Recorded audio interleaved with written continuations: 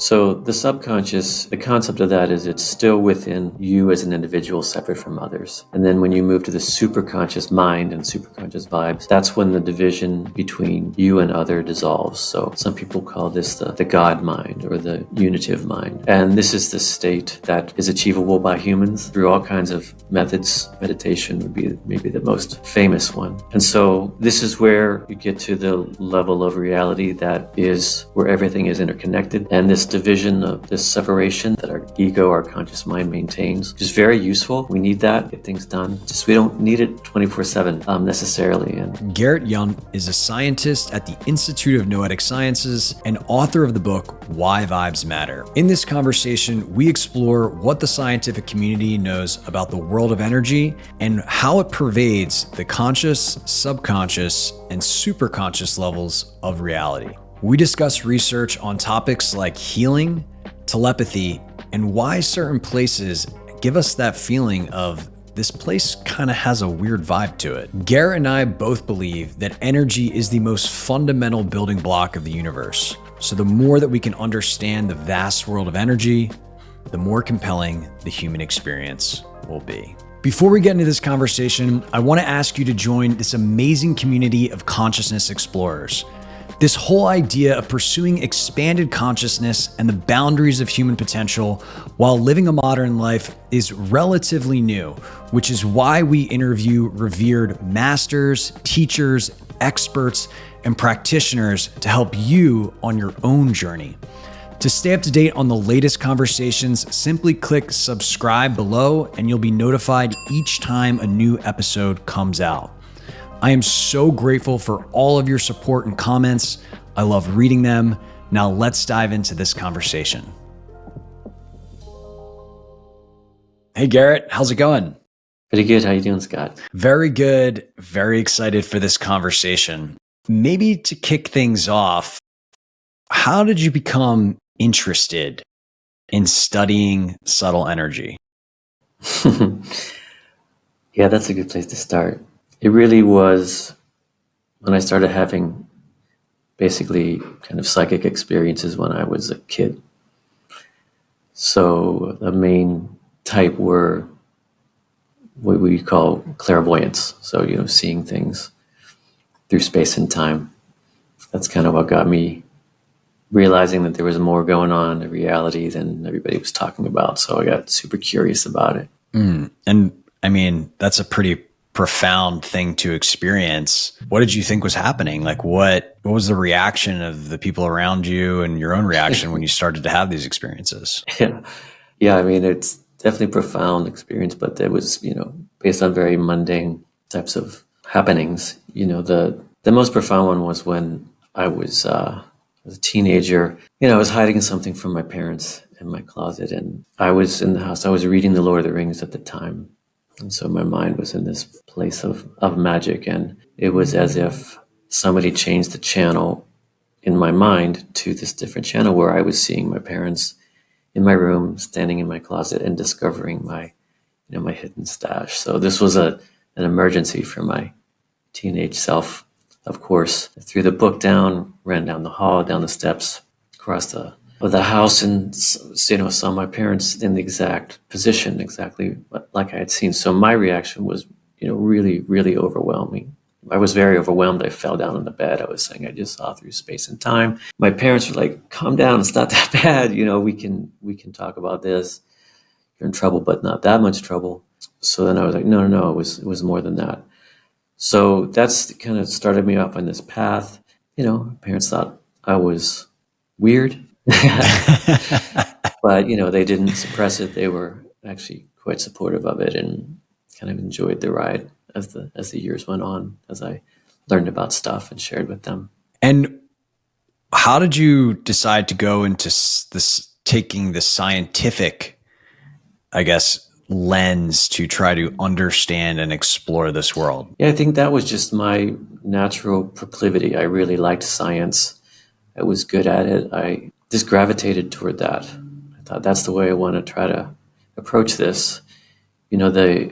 The things that I found early on were writings mainly out of Asia, theories of mind out of Asia, and some There was a book, The Opening of the Third Eye, which by T. Lobsang Rampa. And there's some controversy over the origins of the author, but it's interesting the information came through there. So yeah, that was kind of based on these perennial philosophies, these old traditions, which were fascinating. And then I try to do these, try to experience it. And yeah, I think the only I liked science, and I thought, I think science is powerful and useful, and so why not try to use that to understand this a bit. Yeah, it's interesting because as someone who has kind of more took a keen interest in what many of the ancient wisdom traditions and spiritual texts have had to say about this stuff, I found a lot of the scientific audience to be actually kind of closed off to this stuff. And so, it's always interesting to me to hear what people from that team, if you will, have to say. But it does seem like a lot of this is shifting. Yeah. And I'd be curious as to why you think that is. Yeah, I think it's shifting slowly. The small team we have at Ions are all kind of the same ilk, where we're kind of refugees from the hard kind of materialistic science realms. And so that's what's beautiful about Ions is the openness to learn new stuff that's outside the paradigm, and try as best we can to apply the scientific method to it. Why is it shifting? I think, for those, just a real quick, sure. ION stands for the Institute of Noetic Sciences. Yeah, that's us. Amazing. And actually, just if people aren't familiar, the backstory, actually it was started by one of the guys who went to the moon, correct? The sixth guy that walked on the moon. Yeah, Edgar Mitchell. He's our founder. It was 50 years ago this year that he founded it.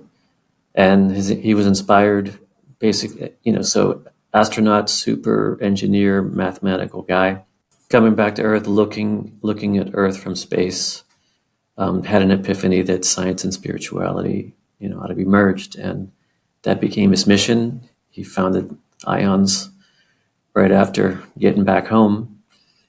And that's our inspiration. That's beautiful. So for the average person that's listening to this conversation that may or may not be aware of subtle energy, why do you think it's worth knowing about? Why do you think it's worthy of understanding, and how might it show up in our lives? Yeah. Well, it's basically it is the basis of our reality. So all the energy and vibration is kind of how we are manifest here.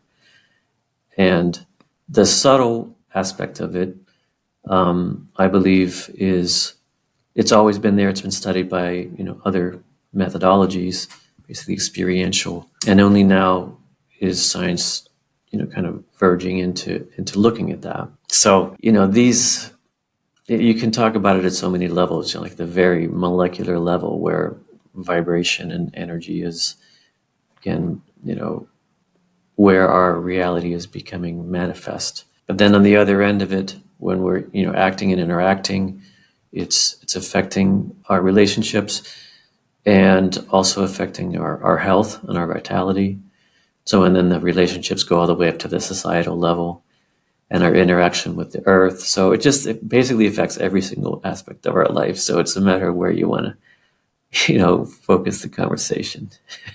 I am a student of a Taoist tradition that believes that Qi is the building block of everything. So I do agree. I do agree with the worldview, but I think to put it in practicality, you break up your book, Why Vibes Matter, into people and places, which I think is a really relatable way to think about this. So how might we see subtle energy and those forces showing up in how we relate to others? Yeah. Well, again, it's such a vast topic. I think it's helpful to think about kind of layers of it. And I've just, for simplicity, broken it into 3 types of vibes in the book. So the conscious vibes, subconscious vibes, and then the superconscious vibes. And I chose that just based on one of the simple models of mind. the conscious mind, the subconscious mind, and the superconscious mind. So conscious vibes are the vibes when talking about people, vibes with people, you get a vibe from somebody. Conscious ones are the ones based on just what your senses are picking up. So what you're wearing, you can wear a t-shirt, you can wear a suit and tie, and that immediately sets up a kind of the way you're going to approach this person. And that's just the simplest example. And then there on the subconscious level, it starts to get more interesting. And that's where you're getting vibes from somebody that are bubbling up from your subconscious because you're not actually consciously aware of them. It's not information that's coming into your senses that you notice. Fun examples of that. Scents, molecules that you pick up but you can't smell. So odorless chemicals can be emitted from a person and influence the way that you interact with them or you feel toward them.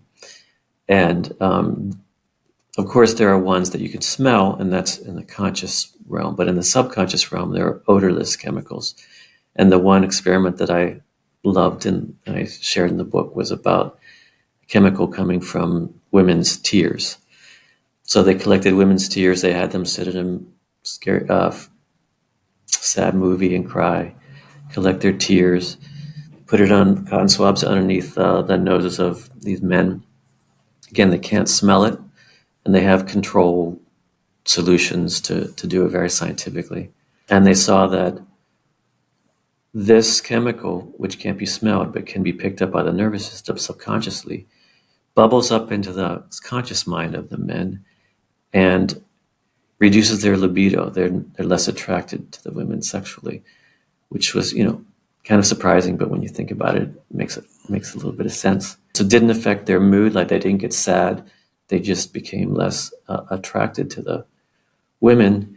And this was by self-report. And then they followed up even further and looked at changes in testosterone level in the men. So this just shows you how profoundly this type of vibe you get with somebody, even when you can't notice it, it's still happening and affecting you. And then all the way up at the other end, the superconscious vibes, that's where I think it's where we talk about kind of the healing influences between people, the ability of, for example, spiritual healers to influence the health of others. And that's something I've been studying for a number of years. So I think that's kind of it's a pretty profound way that vibes can influence your interaction with somebody else. So I guess a simple way to think about this is there's information that's being transferred, and some of it we're aware of, like our biases. Okay, this person's wearing a suit, I should be professional with them. Some of it we're really just subject to, and we have no idea. That happens via the nervous system, it sounds like. Yeah. And then this super conscious realm, I would love a little bit more explanation for that. So what is the distinction between the information transferred, information energy? I know those are somewhat interchangeable in some ways, between the subconscious and the superconscious. How are they distinct? Yeah. So the subconscious, the concept of that is it's still within you as an individual, separate from others. And then when you move to the superconscious mind and superconscious vibes, that's when the division between you and other dissolves. So some people call this the God mind or the unitive mind. And this is the state that is achievable by humans through all kinds of methods. Meditation would be maybe the most famous one. And so this is where you get to the level of reality that is where everything is interconnected. And this division of this separation that our ego, our conscious mind maintains, which is very useful. We need that to get things done. Just we don't need it 24/7 necessarily. And I think that's part of why I wrote the book, to help folks, especially folks that are kind of beginners and new to this area, to get some of the techniques to achieve that state where basically you come out of the thinking mind and out of even the subconscious mind into this interconnected space where you can access this, this superconscious mind. So I think I drifted off there. I'm not sure what the question was. I think it's helpful. I do think it's helpful the way that you describe that. And, I would love to zoom in on what you have learned with the ability for humans to self-heal as it relates to tapping into the superconscious. I know there's been lots of research, and then also there's the kind of anecdotal clinical experiences that many people have had. And I think maybe a summary of that would be really interesting. Yeah, that's a big topic. So, there's very well documented research, clinical and experimental, simply describing the ability for self-healing in humans. And, it was called, the placebo effect. For a long time was like, oh, that's just something that's, it's kind of not that big of a deal. And it kind of is, messes up clinical trials of drugs. And so you have to control for it. But the more research was done, it was realized that, wow, this placebo effect is actually oftentimes better than the drugs themselves. I actually know one of our colleagues, David Hamilton, who's a chemist in the UK, responsible for doing trials with drugs. And the more he saw that the placebo was having better effects or equal effects with no negative side effects, he left the industry completely and now just dedicates his life to helping people understand their ability to self-heal. It's very ironic. I was just going to say, it's very ironic that our reaction to the placebo effect is messing up the drugs. Yeah. Tiles. It's like it sounds a little backwards. Definitely backwards. So we're trying to turn it around. So, and that's pretty amazing and magical and wonderful. And I believe that much of the ancient healing traditions were ways to put that into a context with the worldview at the time, to basically give people within themselves the permission to use that power. I think that at this stage of our evolution, the way we're conditioned is that, okay, we are separate individuals, and our ego mind is kind of running the show almost all the time we're awake, and all kinds of other psychological conditions that prevent us from using that ability to heal that way. And so some of the traditions, I believe, are ways to make that allowable, or even to hypnotize people into using it, or mesmerize them in a way to use it. So I think that's absolutely beautiful. And I think the traditions are no less awesome when you think about it, that in this way. So I also believe that Qi is the foundation of our health, and I do Qigong every day myself, a practice to move the Qi in my body.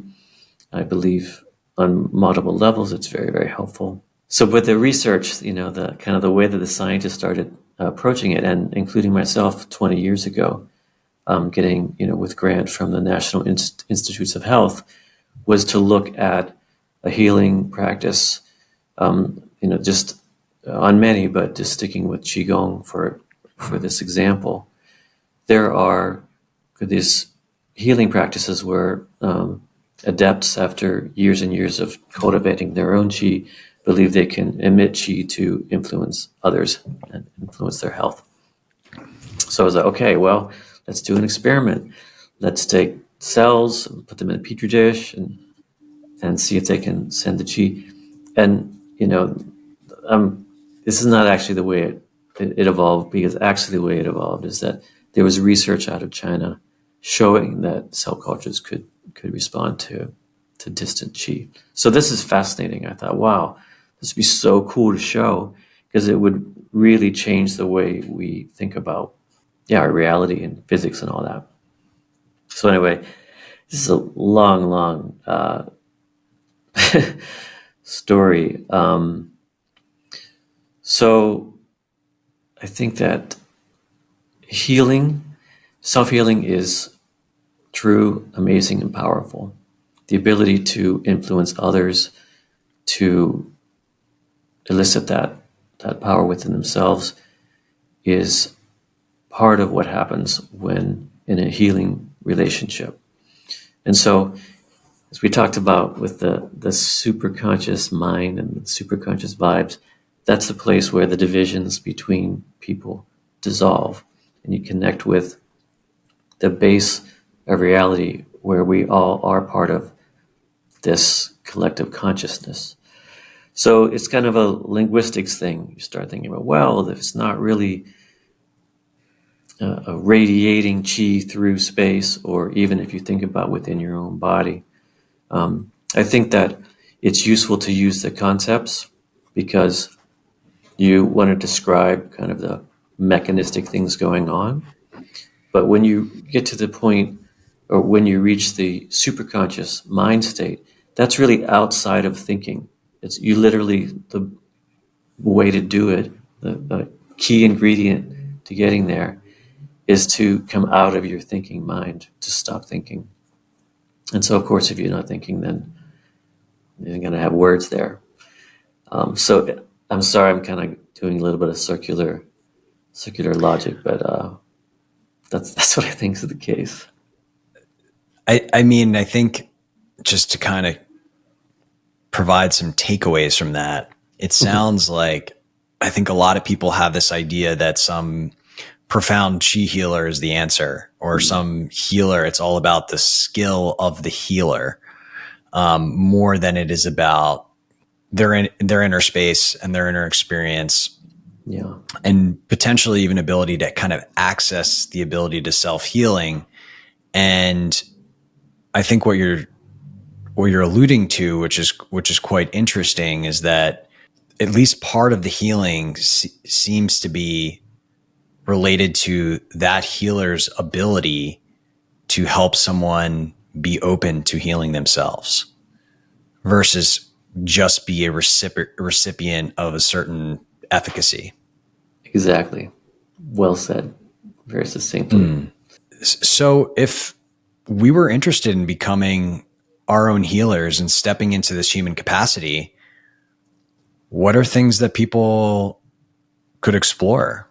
Yeah, well, one of the best ways is to work with a healer who can jumpstart you, right? I mean, I've worked with many qigong masters and other healers from other modalities, and the ones that I appreciate the most are the ones that work with a person and kind of do the magic with them and teach them how to do the self-practice themselves. So give them daily practices that they can carry on and basically, take charge of their own energy. So you can, learn from an adept. And, aside from that, there are all kinds of practices that you can learn from books. So, just as a,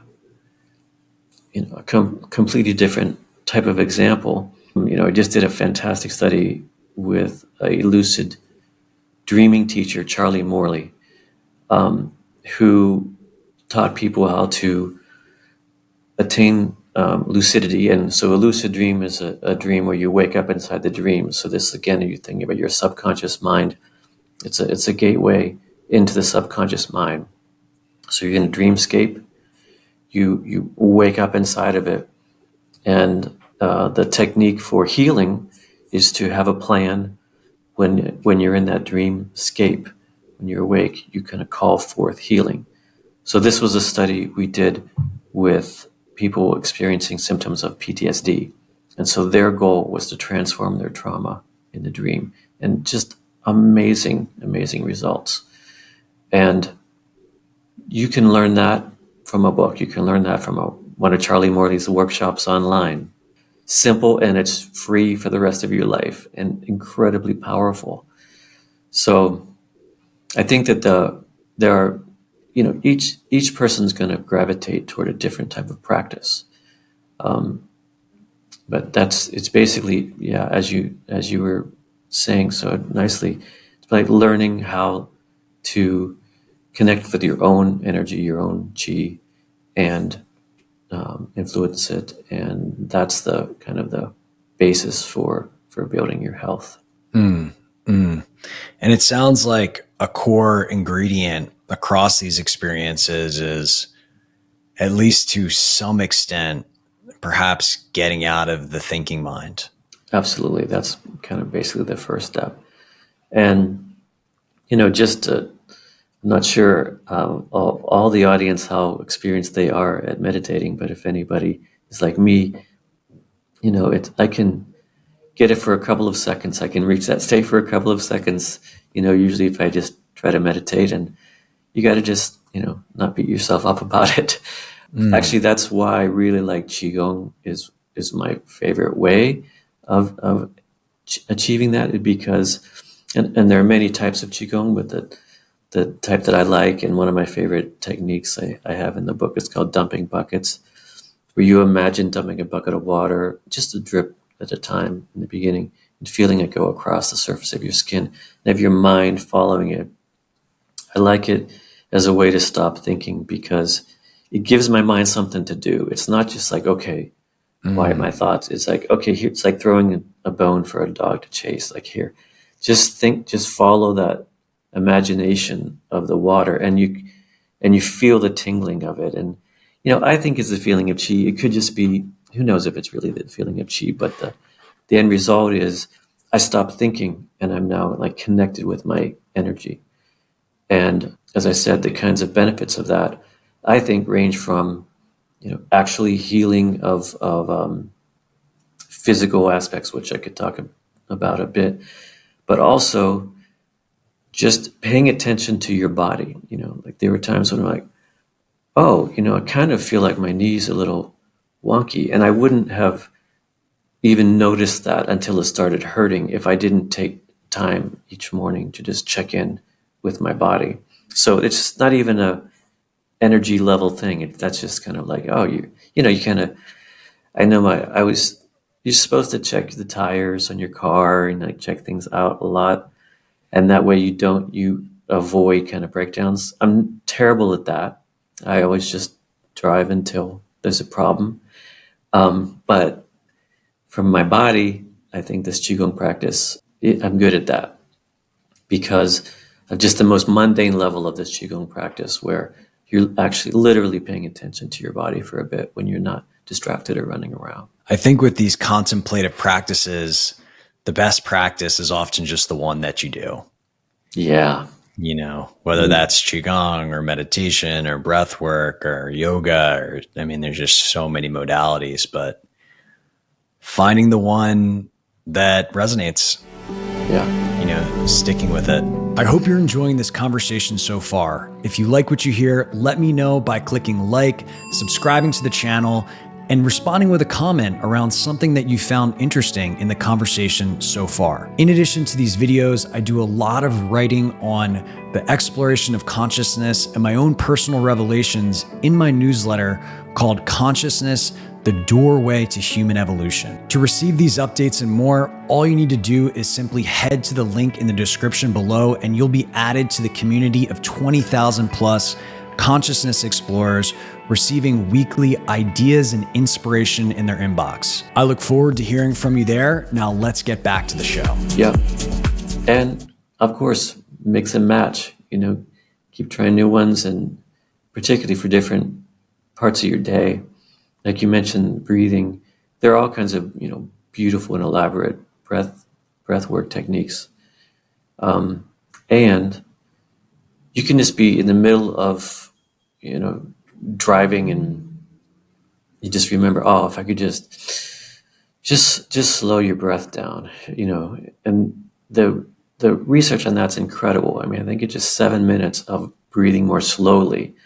What I mean is like, four counts in, 4 counts out, or wherever wherever you feel your body feels at ease doing it. You don't want to force it, but if you simply slow your breath down, it changes the autonomic nervous system balance in a way that has really profound impacts on your overall physiology, which over time has a great impacts on health and healing. It reminds me of, I spent a while doing heart maths, resonance breathing. Yeah.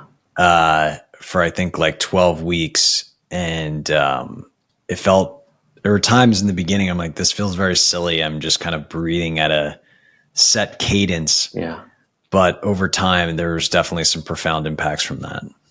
Yeah. Some most significant research that I talk about in the book is from the Heart Math group in Boulder Creek, California, looking at the electromagnetic fields of the body and changes in that field with emotions. So that's kind of in the realm of the subconscious vibes. And so, yeah, one of the coolest things about that is that, so they measure changes in kind of this electromagnetic field that's generated from your heart. And they can see changes in it, almost like a signature that corresponds to emotional states like compassion or anger, which was amazing in and of itself. But then they showed that if people come into close contact with each other, 3 or 4 feet is close enough, that energy kind of signature can transfer.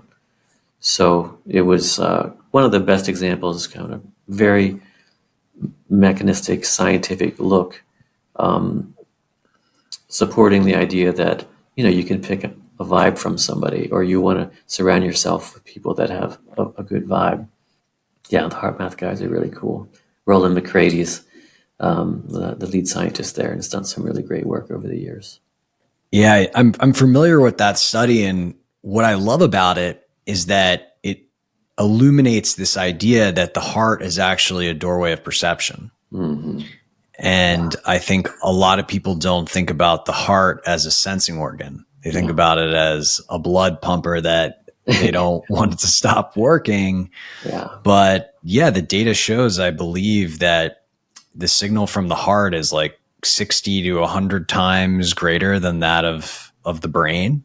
And feels like a relatively doesn't get the love that it deserves, at least in this context, in my opinion. That's true. That's true. And one thing I would be curious to just go deeper on that is it's my experience that as you work on the heart opening, there is a greater receptivity from information beyond your own awareness, right? Information beyond your kind of own subconscious. It's like you start to be able to tap into intuition. You start to be able to feel other people's experiences. You start to be able to just know things. And it seems like there's a relationship there. And it's definitely something that they talk a lot about in my wisdom school, but I don't really see much science about that. And so I'd be interested to know if there's any research that has been done about that. Yeah, I think that the research, that shows this, so the electromagnetic field aspect of it, yes, I think is only part of it. It's really a cool part of it because it's within the scientific paradigm. It's known, we don't need to get into the esoteric or subtle energies to have some real, kind of something to show to folks that want to see what's the science behind it. I think that for sure that's just one piece of what's going on there. But that's the only research I know actually trying to look at that. Which is ironic because it seems pretty important. Yeah.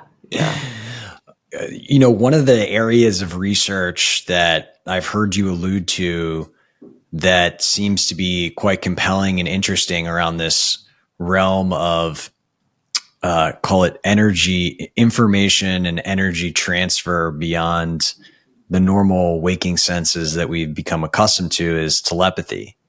Yeah. And I know that's an area that you've spent some time with and are spending more time with. And I'd love to hear why that was something that you find particularly interesting in studying as well as what is the actual studies that you're doing? Yeah. Well, my interest was because, as I said, this is kind of what in the realm. It's hard, kind of the stuff that I was experiencing when I was a kid, and I think, there's hardly anybody I've spoken to once you kind of get in the mood and are comfortable and share about, oh yeah, I had this feeling one time, or my mother was, in trouble, and I could tell. These kinds of things are very common for people to experience, but often don't talk about it because it can be, can be seen as too strange. Taboo. Yeah. Yeah. But I was very, very interested in that because, as I said, it's relevant to what is our, if we think reality is this way and everybody's acting according to this, and then there are these instances where this doesn't fit, then it's a huge deal. I mean, there's something else going on there, and the more we can understand about it, then the more effective we can be as humans. So that's kind of my curiosity and then my interest around it. And then, so it's just been mostly a personal experience and personal exploration and sharing with other folks. It's only this year that I got my first grant to actually study telepathy per se in the lab. And it's kind of, think about what we were just saying about the heart. It's not getting as much love as it deserves in this realm. Similarly, our gut brain, our enteric nervous system is the nickname for it, is the gut brain, which is the nervous system that's not in the head, but throughout our body. And as you say, the heart, usually just people think of it as just pumping blood around. The enteric nervous system is often thought of as just pushing food through us. But just like we believe there's emergent properties of the central nervous system, I believe, and many believe, could be emergent properties of the enteric nervous system, the gut brain. So everybody's familiar with the old saying about getting a gut feeling about something as a way of talking about intuition, and this whole research field on intuition and the value of that. So doing an experiment and setting it up in January to look at telepathy, but the receptor being the gut brain. So, almost all the research on telepathy has been using this brain. And as we've spoken about, when the ego is usually running that, and the ego is thinking about things and calculating. And sure, everybody's had the experience of taking a test, and it's like, okay, well, if it was A 3 times in a row, then next time it can't be A. There's no way it would be A again, so I'm going to just pick B. And all those kinds of little mind games that could potentially interfere with very reliable telepathic communication. Not to mention, what's it called, performance anxiety, just overtly. And then, as I mentioned, I think that many of us, including myself, have been conditioned at this stage of human evolution. There's a little bit of fear if we have too much of the psychic ability. It's called fear of psi. It's a fascinating topic. Lots of stories about that. That resonates. Yeah, I would love to tell a story about that. When I realized that, it's like, I don't have fear of psi, and then there was an instance where I couldn't deny it. Anyway, I want to do this telepathy experiment. And so there's going to be a sender and a receiver. But the sender, we're going to have the electrodes. Instead of having electrodes on the brain, we're going to have electrodes on the gut, on the surface of the belly that pick up the activity of the enteric nervous system. The idea being that this might be a cleaner signal for picking up signals from the sender. So I'm really excited about that. We're starting that in January, and I can't tell any of the fun design, because if there's anybody in the Bay Area listening that wants to be in the study, I'd like to invite them to come, and I don't want to give away the fun stuff. I want them to have come in and just be themselves.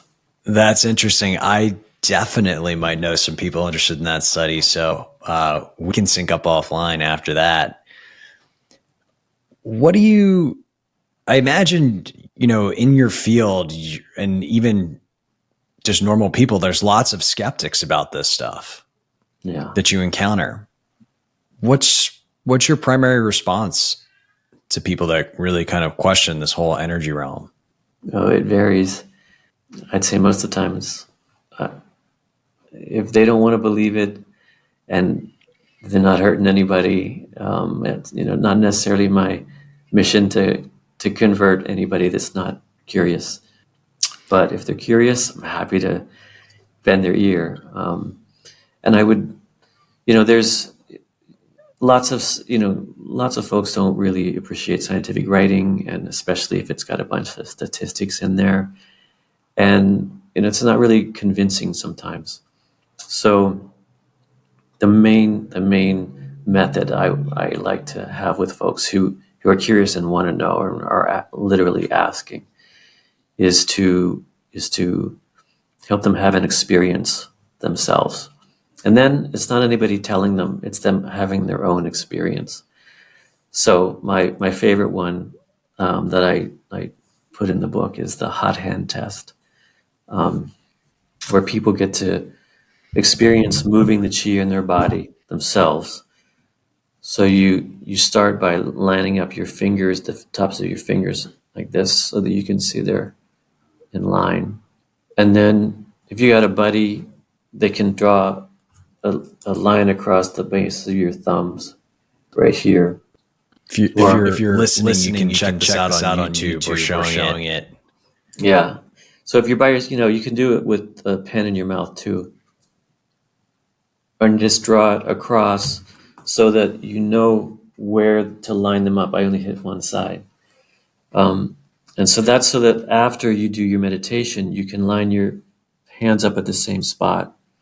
And then you put them down, you do whatever meditation you want, a couple of minutes, to get in that space where you come out of thinking and you're able to access your superconscious mind.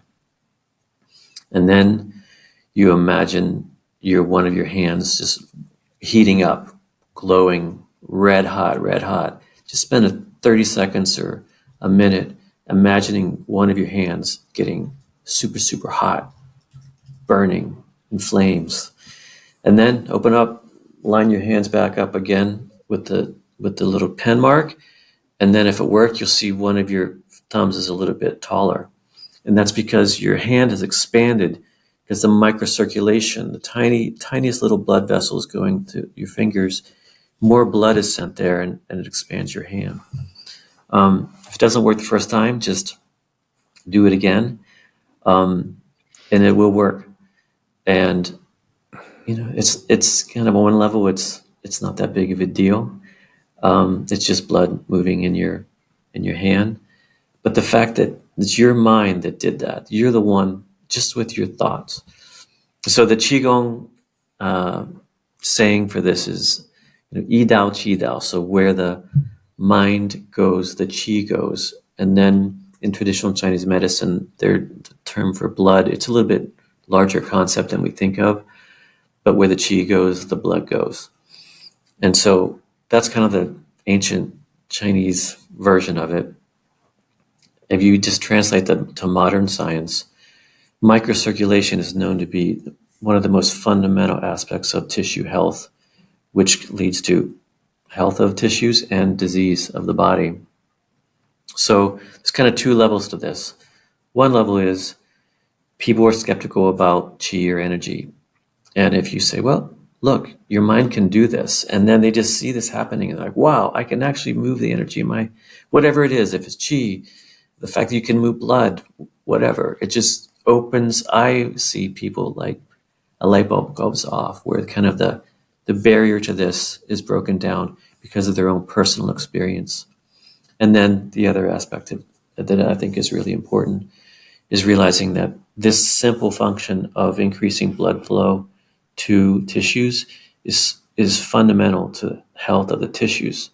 So, for example, I mentioned that during kind of my morning dumping buckets meditation, if I just notice that my left knee hurts, then I can take some time that day to send qi there, which will increase microcirculation, which will help that joint. So I'm literally repairing. I'm doing preventative maintenance on my own body in a very real way. So that's going to be That's my spiel amazing. for somebody.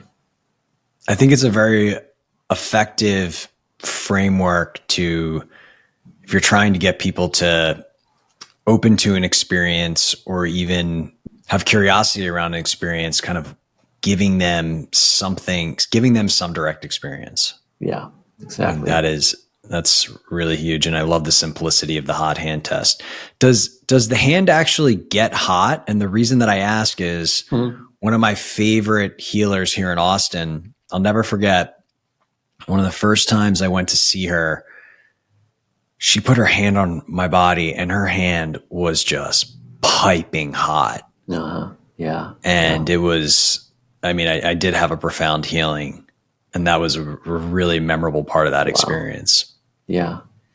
Yeah, it does. And again, it's just pure physics. I mean, you know how it is when your hand's cold. And it's kind of, I mean, our hands change in their size throughout the day just naturally. I mean, anybody who's bought an expensive ring knows that you have to wear it. I bought one of these biosensor rings. So the Aura ring I was actually using in one of the lucid dreaming experiments. And the instructions are you have to wear it for a couple of days to pick out the size you want, because your hand expands and contracts throughout the day.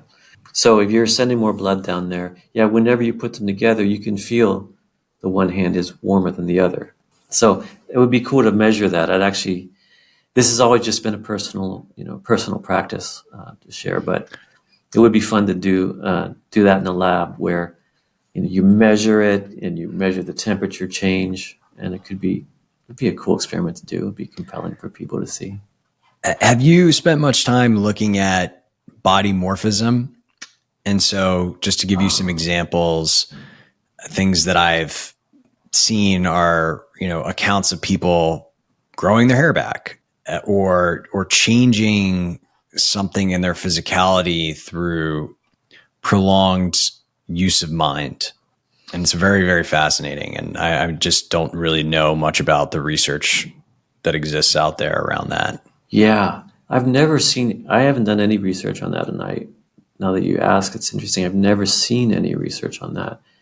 I have heard the anecdotes I've heard about that from people that I know and trust and believe, all came out of the lucid dreaming projects I've been involved in. So we didn't study it, but as part of talking about the potential of it, I know a few folks that have done healing inside of their lucid dreaming and resulted in physical changes like eyesight. Eyesight was a big one. And then arthritis was another big one. People said, and there's one clinical case report published. I can't remember the authors. Something like Zapataria. He came on the podcast. Cerebrospinal fluid. Morrow. Yeah. So I stand corrected there. That's one piece of research I know of. Interesting.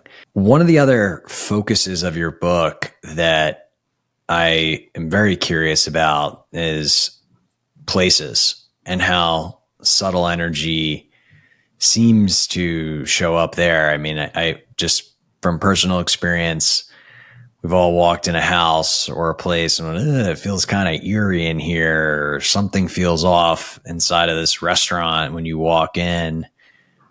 What have you learned investigating that world and that relationship to energy?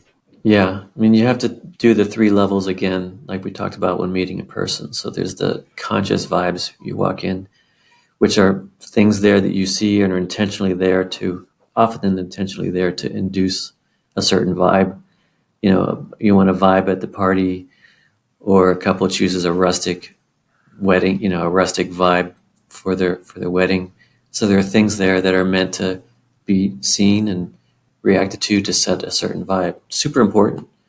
But then they're the subconscious and the superconscious level with the places, which are more, I think, well, it's all included. Like you can't have one without the other necessarily.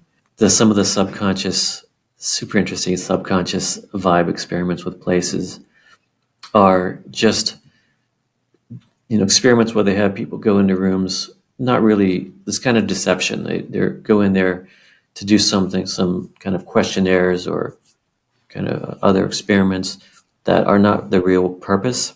What the researchers are looking at is changes in the way they do those tasks based on things that are physically in the room. So that's a little bit beyond the rustic vibe theme, because those are, it's kind of the centerpiece and it's meant to elicit the simplicity of life and love and all that. But on the subconscious level, they found like this, I call it the backpack experiment. People going in a room, there's a backpack on the side as if it's not even, it's just there. Versus they go into the room and there's a briefcase sitting there. So this was, a couple of years back, whenever business was associated with briefcases.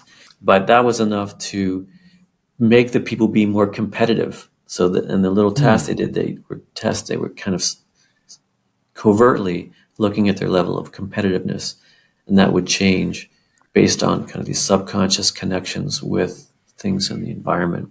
The research on kind of imprints of subtle energy left in places which people feel, I couldn't find any strong evidence demonstrating that. And of course, it's difficult because we don't have instruments to pick up that energy in real time or kind of a direct application. So it will be even harder to see residual aspects of it. So the only research I could find was basically on the human detector, on people's ability to detect it. One thing that was interesting is, that it's across cultures. It's not unique to any particular culture necessarily. And there are also some cases where it's mistakenly thought of as some kind of vibes that are, negative vibes, particularly with haunted places, scary people places where people feel like they're a ghost. And it was just fascinating to me. I never knew this before, but there are environmental factors like sound that's below the level of human hearing, infrasound, that can induce feelings that bubble up into your conscious mind as feelings of dread. And also, a little bit more well known is carbon monoxide, which is a poisonous gas which you cannot smell, but at certain levels it becomes toxic. And so actually the body can sense it even though your conscious mind isn't aware of it. And that sensing of it bubbles up in the conscious mind as literally haunted feelings of hauntedness, like that there's somebody there, somebody's watching you, feelings of dread, and people feel like there's ghosts. So yeah, there's like very, very cool examples throughout history where haunted places, it turns out it was some machinery that had gone wonky and was pumping out high levels of infrasound, or literally saving people's lives because they were getting scared of the place when actually it was carbon monoxide levels that were toxic. So yeah, that was really interesting. It wasn't the kind of thing I was looking for, but it was fun to find that. Very fascinating. Have you looked at any of the sacred sites? For example, there was a book that I read that talked a lot about these kind of different places on Earth that have some type of energetic properties that make them centers for healing, places that it's easy to just drop into stillness. And, it tends to be more of like I would say the mystical crowd loves that stuff, but you probably don't see as much of it in the science world. And I'm curious if anybody's ever really looked at that. Yeah, I really like that stuff too. And so this book, I really just limited to things that I could talk about, that there was science supporting it or, not supporting it. And I didn't find any research on that. There could be there. I just didn't find it, that particular type of thing, like the ley line type of stuff. I did look at places where the people feel the vibes, like Stonehenge, for example. So what's interesting is, and this is, I wouldn't say is scientifically verified, but there was scientific inquiry into this. And, it was interesting that this idea of sound influencing people's feelings may be part of Stonehenge, at least at one point in its history, because when they kind of built a model of reconstructing the original form of Stonehenge, and like many other public special places in the past where there wasn't microphones, they would intentionally make the acoustics in a special way so that sound could be amplified for someone speaking and be able to, a large crowd being able to hear. So there was a great analysis looking at it's possible that Stonehenge, because of that, that's kind of a side effect of that, is this sub-sound, this infrasound also would be amplified and give people this kind of low-level sense of, there's something supernatural going on here, which is the experience that many, many people say there's spiritual, supernatural vibes there. On the other hand, that place has been used for so many years for pagan rituals. I think it's very possible that there's residual energy there. It's been built up. Yeah, sorry to say, I couldn't find any research that corroborated that. Well, that sounds like one that you might just have to go and see for yourself. Yeah, exactly. Use your own detector, your own self as a detector.